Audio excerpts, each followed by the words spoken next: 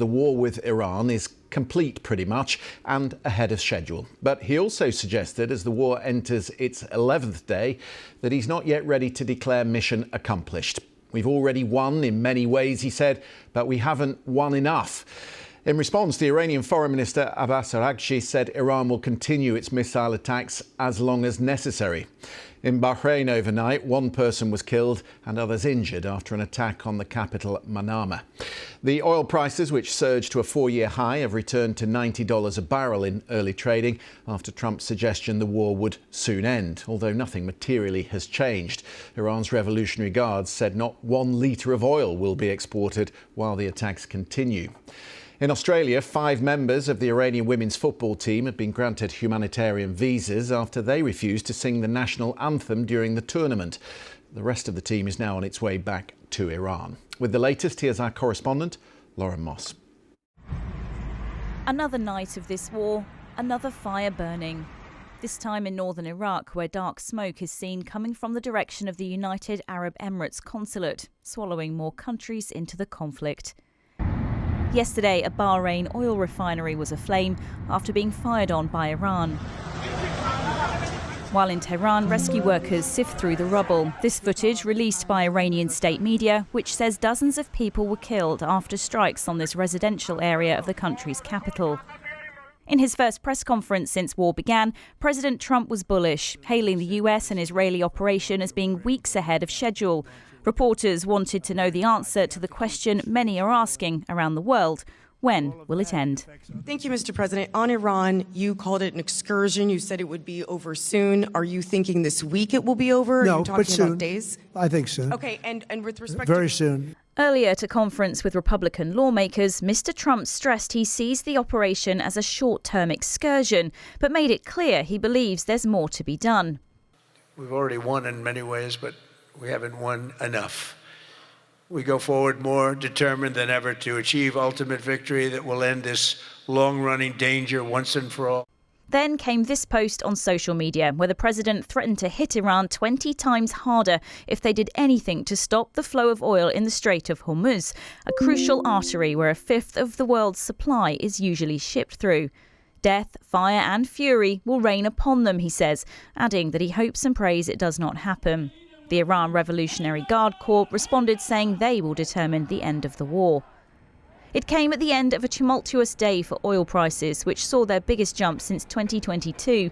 President Trump's comments claiming the end is in sight eased the markets, with the price of Brent crude oil falling from its earlier spike.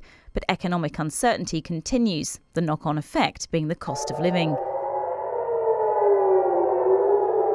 Meanwhile, in the Middle East, the sound of sirens is now familiar over many cities in Israel.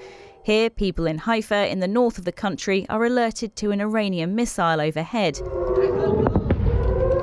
Yesterday, rockets fired from neighbouring Lebanon by the Iranian-backed militant group Hezbollah were intercepted. Israel's defence forces says strikes like these have killed nearly 2,000 Iranian troops since the fighting began. And overnight, the US released this footage, which it says shows American strikes on Iranian missiles.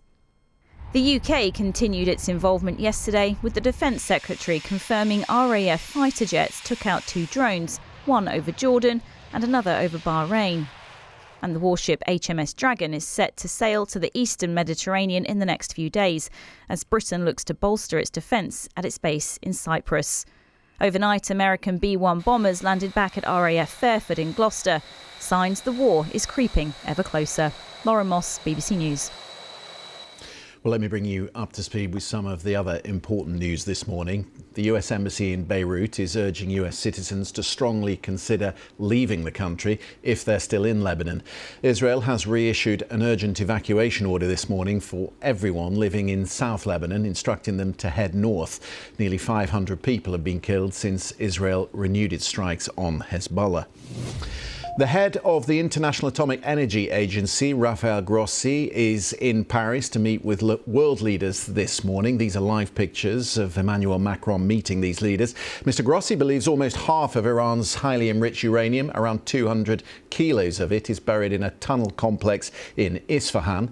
The uranium at 60% purity could be further enriched to provide enough material for 10 nuclear bombs. Donald Trump said he had a very good call with Russian President Vladimir Putin, who, quotes, wants to be helpful. It's been reported this past week that Russia is helping Iran with coordinates of American positions. Nonetheless, the White House gave India a 30-day waiver to buy Russian oil. We're keeping an eye on the events across the Middle East. Let's get the latest from our correspondents in the region, starting with Barbara Pletasher, who is in Doha for us. What has it been like overnight, in Doha, Barbara? Much quieter, Christian, than it was the previous night, and around the region also nothing reported here.